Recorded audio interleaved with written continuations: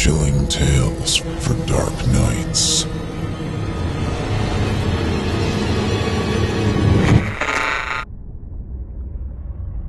The following performance is a fourth-round entry in the 2017 Evil Idol voice acting competition. Voting is simple. Following the performance, simply click the thumbs up icon on this video if you'd like them to become a member of the team, or the thumbs down if you'd rather they not. Voting on this entry will conclude 1 week after the date of its posting. Good luck to all of our contestants.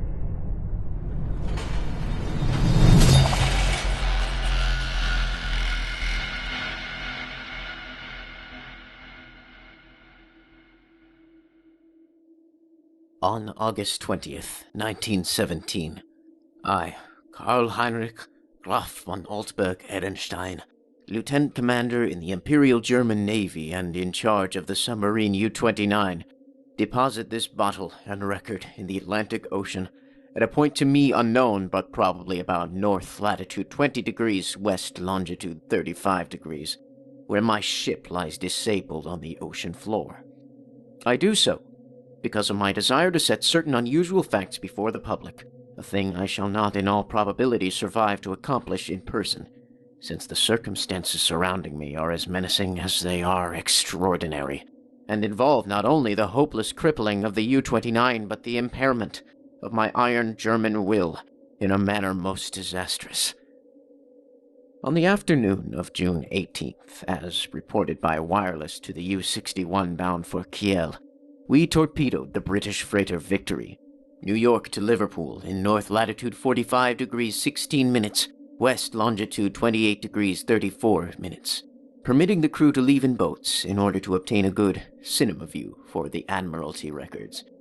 The ship sank quite picturesquely, bow first, the stern rising high out of the water whilst the hull shot down perpendicularly to the bottom of the sea.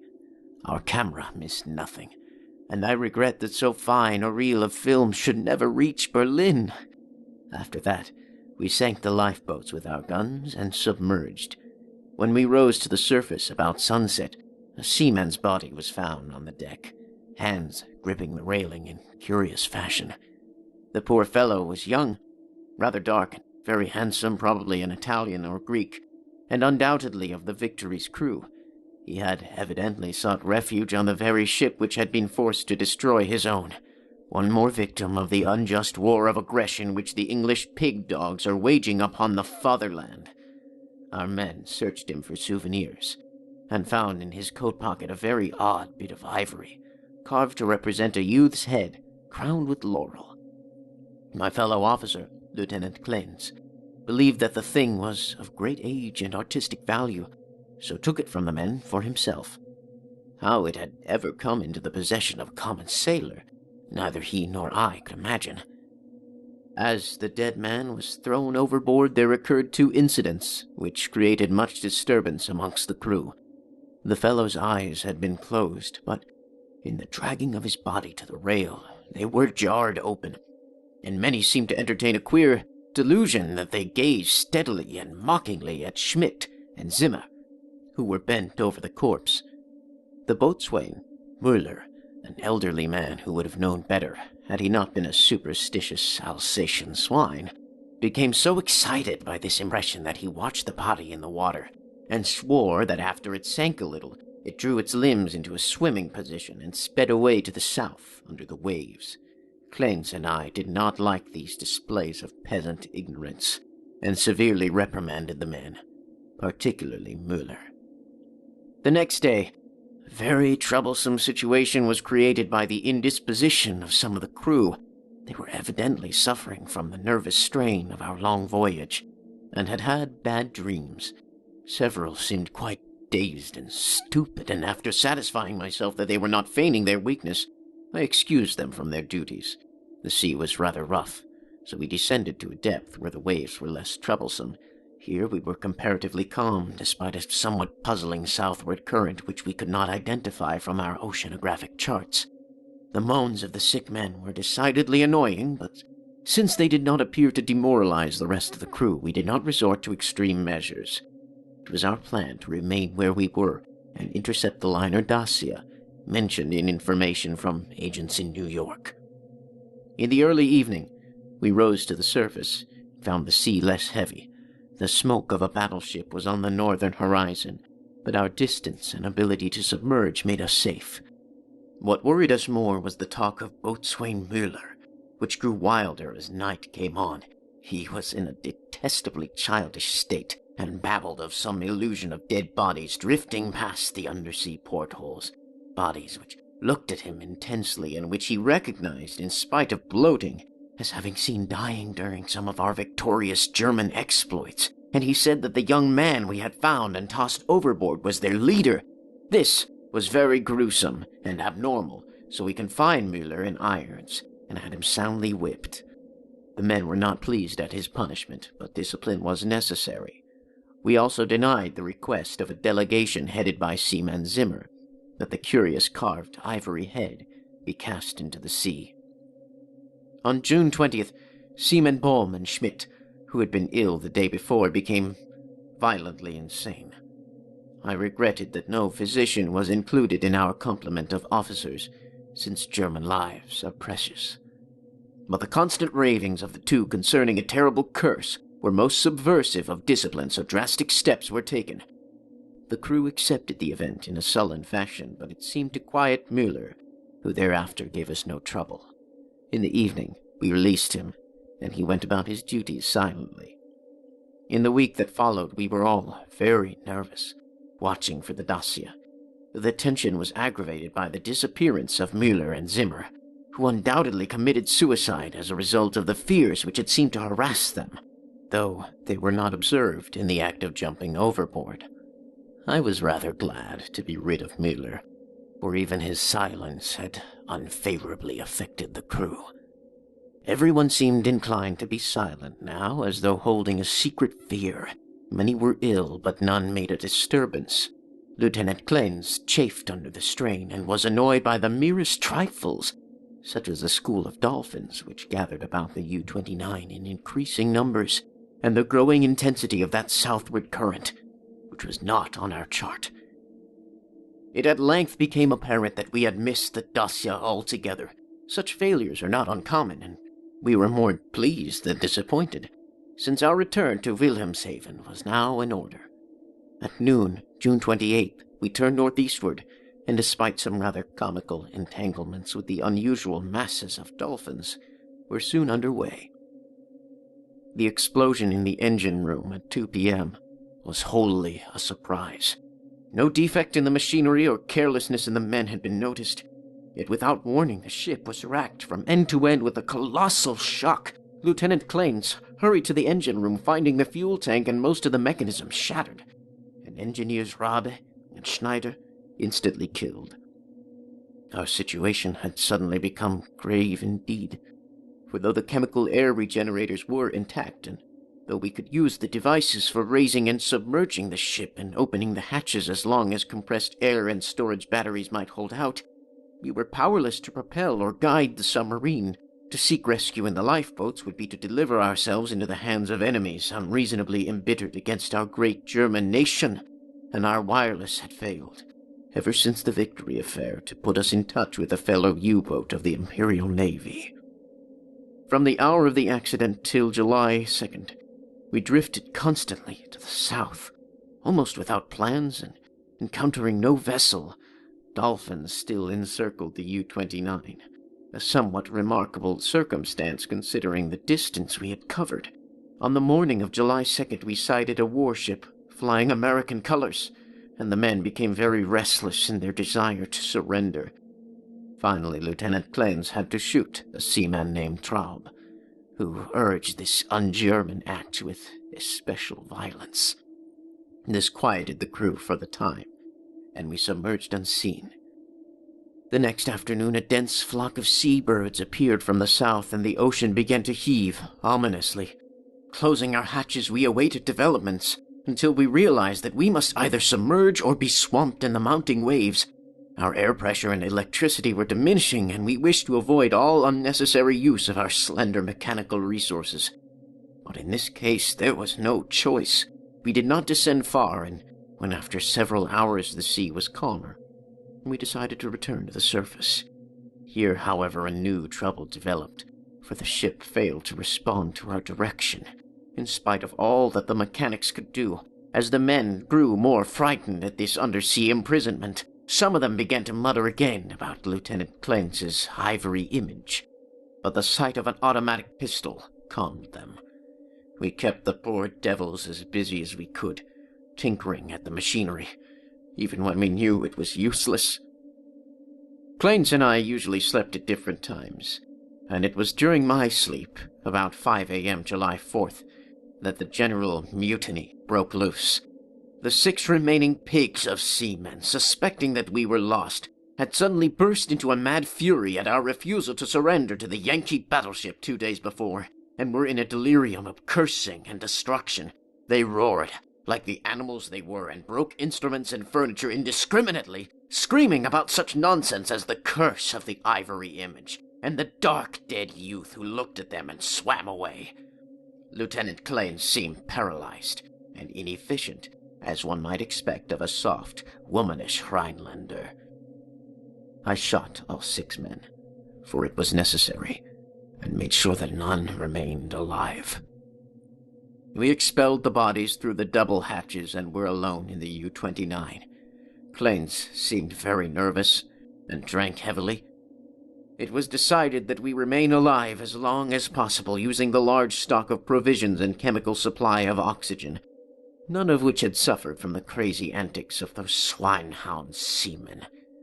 Our compasses, depth gauges, and other delicate instruments were ruined, so that henceforth our only reckoning would be guesswork, based on our watches, the calendar, and our apparent drift, as judged by any objects we might spy through the portholes, or from the conning tower. Fortunately, we had storage batteries still capable of long use, both for interior lighting and for the searchlight. We often cast a beam around the ship, but saw only dolphins, swimming parallel to our own drifting course. I was scientifically interested in those dolphins, for though the ordinary Delphinus delphis is a cetacean mammal unable to subsist without air, I watched one of the swimmers closely for 2 hours and did not see him alter his submerged condition. With the passage of time, Clarence and I decided that we were still drifting south, meanwhile sinking deeper and deeper. We noted the marine fauna and flora and read much on the subject in the books I had carried with me for spare moments. I could not help observing, however, the inferior scientific knowledge of my companion. His mind was not Prussian, but given to imaginings and speculations which have no value. The fact of our coming death affected him curiously, and he would frequently pray in remorse over the men, women, and children we had sent to the bottom, forgetting that all things are noble which serve the German state.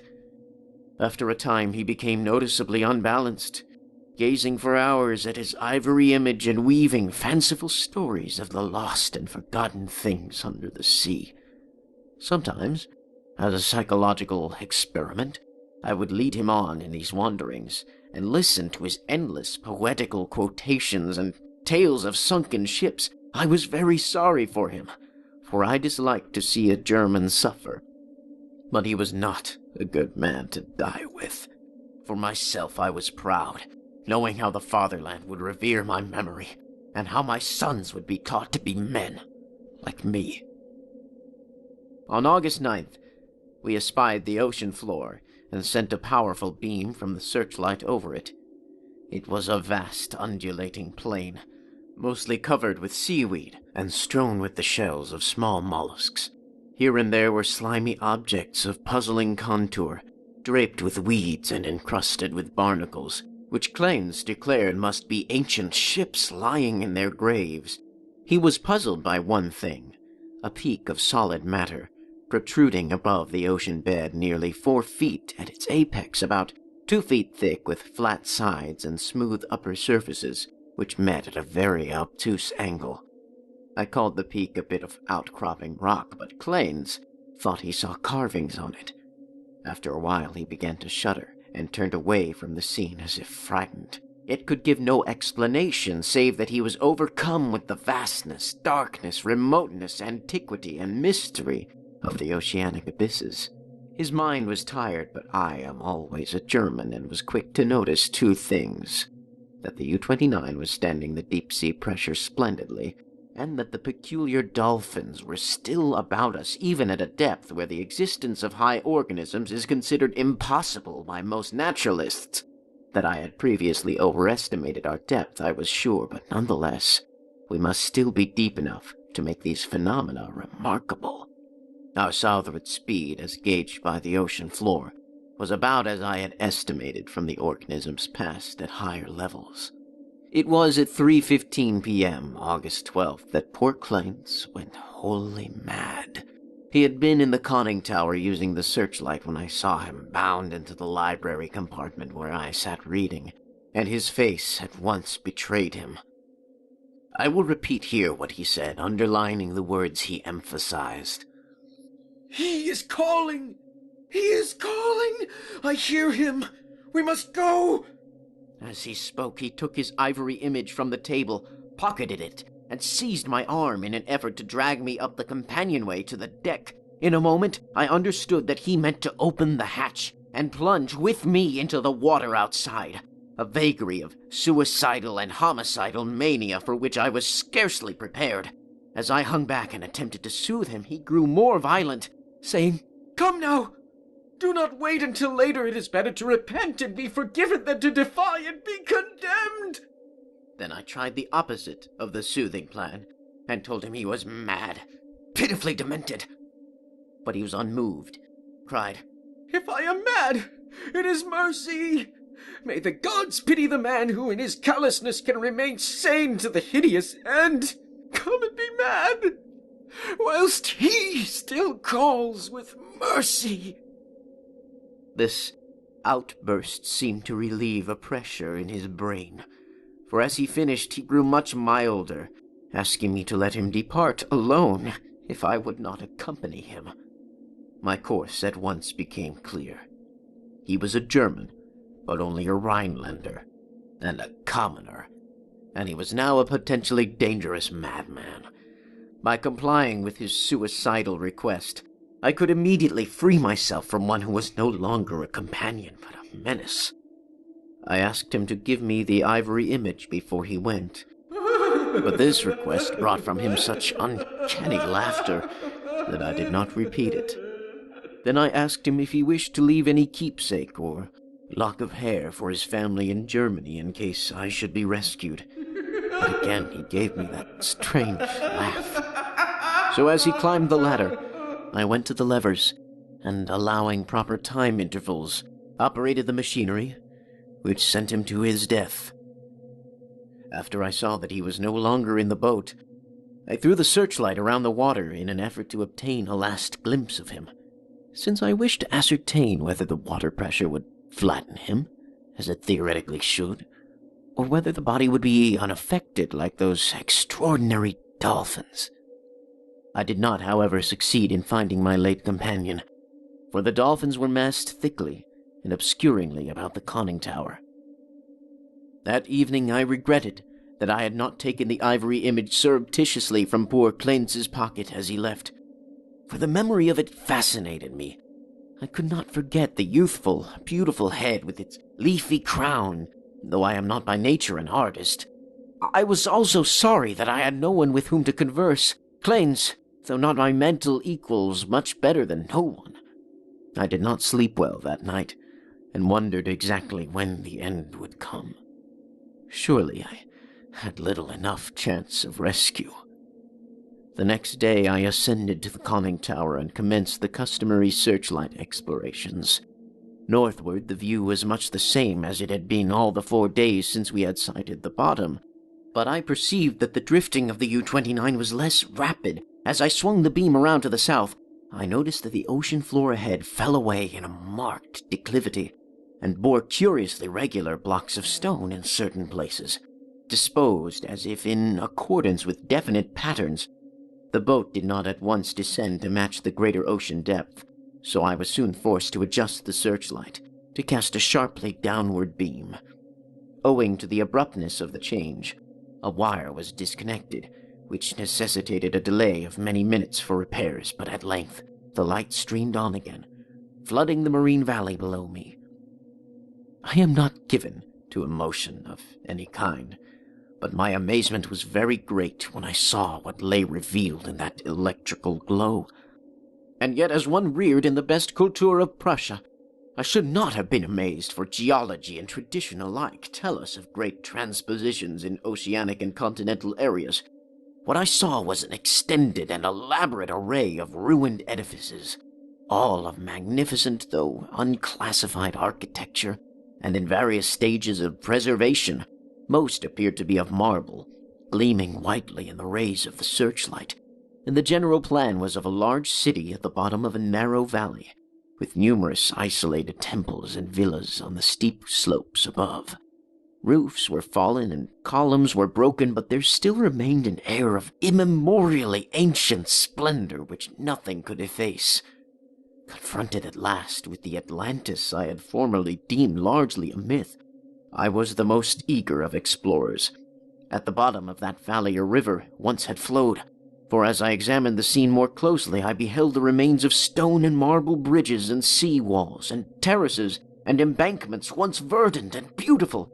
In my enthusiasm I became nearly as idiotic and sentimental as poor Clarence, and was very tardy in noticing that the southward current had ceased at last, allowing the U-29 to settle slowly down upon the sunken city as an aeroplane settles upon a town of the upper earth. I was slow, too, in realizing that the school of unusual dolphins had vanished. In about 2 hours the boat rested in a paved plaza close to the rocky wall of the valley. On one side I could view the entire city as it sloped from the plaza down to the old riverbank. On the other side, in startling proximity, I was confronted by the richly ornate and perfectly preserved facade of a great building, evidently a temple, hollowed from the solid rock. Of the original workmanship of this titanic thing I can only make conjectures. The facade, of immense magnitude, apparently covers a continuous hollow recess, for its windows are many and widely distributed. In the center yawns a great open door, reached by an impressive flight of steps and surrounded by exquisite carvings like the figures of bacchanals in relief.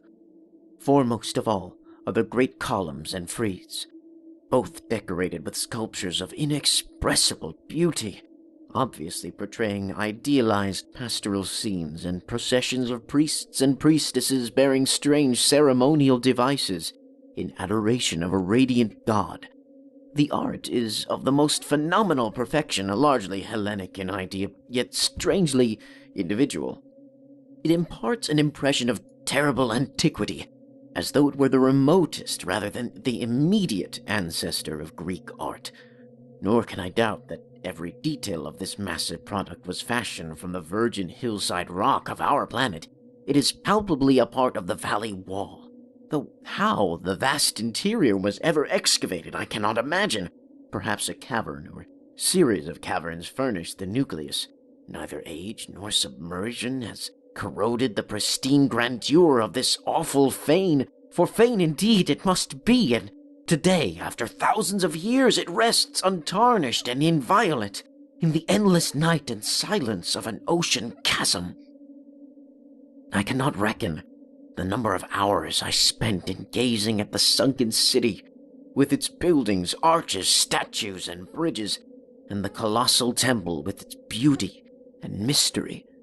Though I knew that death was near, my curiosity was consuming, and I threw the searchlight's beam about in eager quest. The shaft of light permitted me to learn many details, but refused to show anything within the gaping door of the rock-hewn temple, and after a time I turned off the current, conscious of the need of conserving power.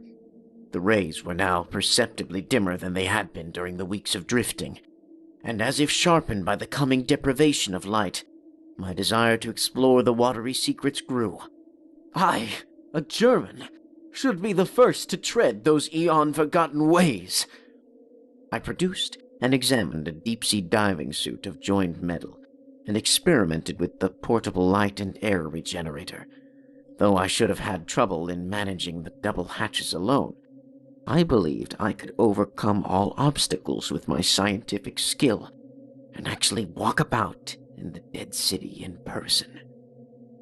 On August 16th, I effected an exit from the U-29 and laboriously made my way through the ruined and mud-choked streets to the ancient river. I found no skeletons or other human remains, but gleaned a wealth of archaeological lore from sculptures and coins. Of this I cannot now speak, save to utter my awe at a culture in the full noon of glory. And cave dwellers roamed Europe, and the Nile flowed unwatched to the sea. Others, guided by this manuscript if it shall ever be found, must unfold the mysteries at which I can only hint. I returned to the boat as my electric batteries grew feeble, resolved to explore the rock temple on the following day. On the 17th, as my impulse to search out the mystery of the temple waxed still more insistent, a great disappointment befell me, for I found that the materials needed to replenish the portable light had perished in the mutiny of those pigs in July.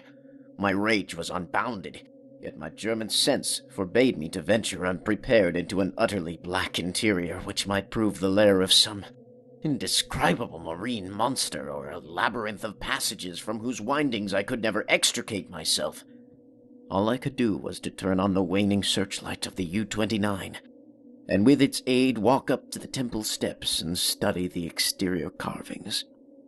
The shaft of light entered the door at an upward angle, and I peered in to see if I could glimpse anything, but all in vain. Not even the roof was visible, and though I took a step or two inside after testing the floor with a staff, I dared not go farther.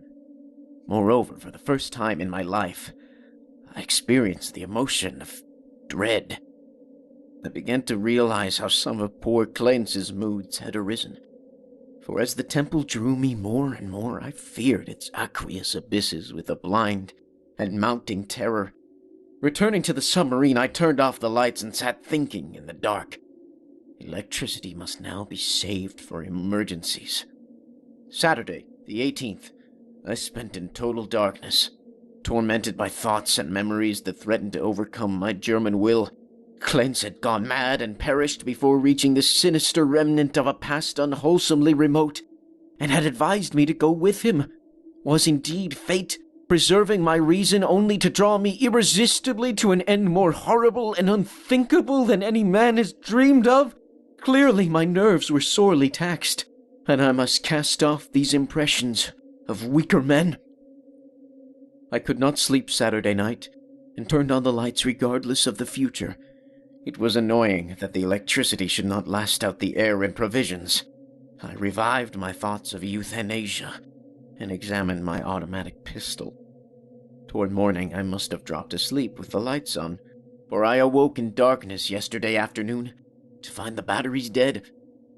I struck several matches in succession and desperately regretted the improvidence which had caused us long ago to use up the few candles we carried. After the fading of the last match I dared to waste, I sat very quietly, without a light. As I considered the inevitable end, my mind ran over preceding events, and developed a hitherto dormant impression which would have caused a weaker and more superstitious man to shudder.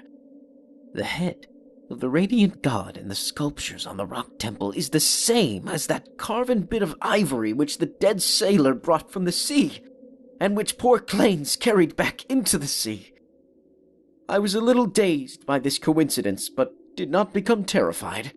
It is only the inferior thinker who hastens to explain the singular and the complex by the primitive shortcut of supernaturalism. The coincidence was strange, but I was too sound a reasoner to connect circumstances which admit of no logical connection, or to associate in any uncanny fashion the disastrous events which had led from the Victory affair to my present plight. Feeling the need of more rest, I took a sedative and secured some more sleep.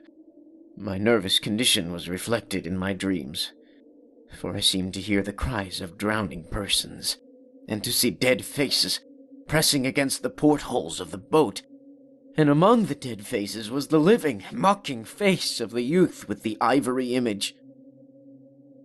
I must be careful how I record my waking today, for I am unstrung and Much hallucination is necessarily mixed with fact. Psychologically, my case is most interesting, and I regret that it cannot be observed scientifically by a competent German authority. Upon opening my eyes, my first sensation was an overmastering desire to visit the rock temple, a desire which grew every instant, yet which I automatically sought to resist through some emotion of fear which operated in the reverse direction. Next, there came to me the impression of light amidst the darkness of dead batteries, and I seemed to see a sort of phosphorescent glow in the water through the porthole, which opened toward the temple. This aroused my curiosity, for I knew of no deep-sea organism capable of emitting such luminosity. But before I could investigate, there came a third impression which, because of its irrationality, caused me to doubt the objectivity of anything my senses might record. It was an aural delusion, a sensation of rhythmic, melodic sound, as of some wild yet beautiful chant or choral hymn coming from inside, through the absolutely soundproof hull of the U-29. Convinced of my psychological and nervous abnormality, I lighted some matches and poured a stiff dose of sodium bromide solution, which seemed to calm me to the extent of dispelling the illusion of sound. But the phosphorescence remained, and I had difficulty in repressing a childish impulse to go to the porthole and seek its source. It was horribly realistic, and I could soon distinguish by its aid the familiar objects around me, as well as the empty sodium bromide glass, of which I had no former visual impression in its present location.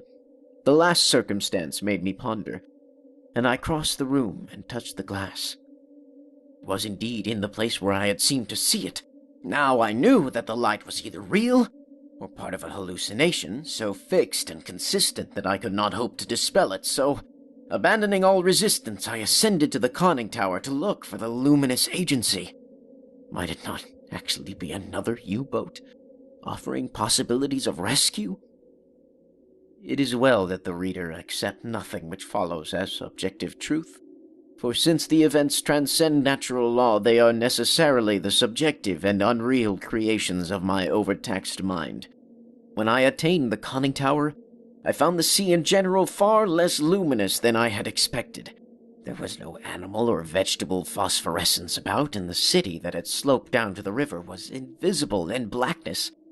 What I did see was not spectacular, not grotesque or terrifying, yet it removed my last vestige of trust in my consciousness, for the door and windows of the undersea temple, hewn from the rocky hill, were vividly aglow with a flickering radiance, as if from a mighty altar flare far within. Later incidents are chaotic. As I stared at the uncannily lighted door and windows, I became subject to the most extravagant visions. Visions so extravagant that I cannot even relate them. I fancied that I discerned objects in the temple, objects both stationary and moving, and seemed to hear again the unreal chant that had floated to me when first I awaked. And over all rose thoughts and fears which centered in the youth from the sea and the ivory image, whose carving was duplicated on the frieze and columns of the temple before me. I thought of poor Kleins, and wondered where his body rested with the image he had carried back into the sea. He had warned me of something, and I had not heeded. But he was a soft-headed Rhinelander, who went mad at troubles a Prussian could bear with ease. The rest is very simple. My impulse to visit and enter the temple has now become an inexplicable and imperious command which ultimately cannot be denied. My own German will no longer controls my acts, and volition is henceforward possible only in minor matters. Such madness it was which drove Kleins to his death, bareheaded and unprotected in the ocean. But I am a Prussian and a man of sense, and will use to the last what little will I have. When first I saw that I must go, I prepared my diving suit, helmet, and air regenerator for instant donning, and immediately commenced to write this hurried chronicle, in the hope that it may someday reach the world. I shall seal the manuscript in a bottle and entrust it to the sea as I leave the U-29 forever. I have no fear, not even from the prophecies of the madman Kleins. What I have seen cannot be true, and I know that this madness of my own will at most lead only to suffocation when my air is gone. The light in the temple is a sheer delusion, and I shall die calmly like a German in the black and forgotten depths. This demoniac laughter, which I hear as I write, comes only from my own weakening brain, so I will carefully don my diving suit and walk boldly up the steps into that primal shrine, that silent secret of unfathomed waters and uncounted years.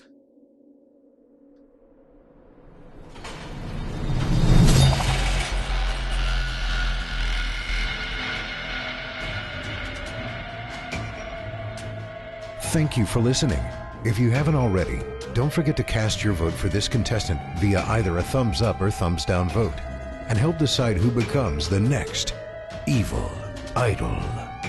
In the meantime, turn off the lights and turn on the dark.